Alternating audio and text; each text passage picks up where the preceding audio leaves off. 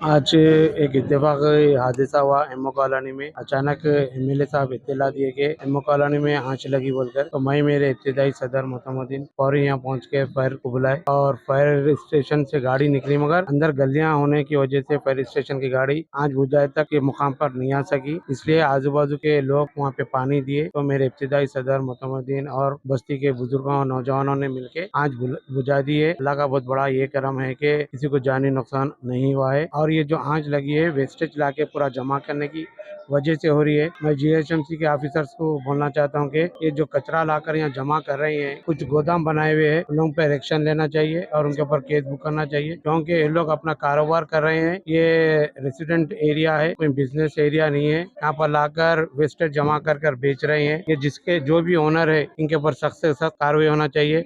अपने कारोबारों को करते हुए लोगों की जान की परवाह नहीं कर कर कारोबार कर रहे हैं, तो ऐसे ओनर्स के ऊपर केस बुक होना चाहिए। मैं हमारे सीआई साहब को भी बोलता हूँ कि जो ओनर है और जो कारोबार कर रहे हैं उनके ऊपर सख्त केस होना चाहिए, क्योंकि रबर और ये प्लास्टिक का गोदाम के ऐसा कचरा जमा करे है। जब एक ही तेजी में आंच लग रही थी और यहाँ के बस्ती के नौजवान और बुजुर्गों ने और मेरे इब्तिदाई सदर मोतमुद्दीन सब मिलकर बुझाए। सोशल मीडिया पे भी मैं इन लोगों का शुक्रिया अदा करता हूँ, क्योंकि इन लोग फौरन एरिया पीएस को और फायर को इन लोगों भी इत्तला दिए। हमारे इब्तिदाई सदर लोग भी फायर को इत्तला दिए, मगर गाड़ी अंदर तक नहीं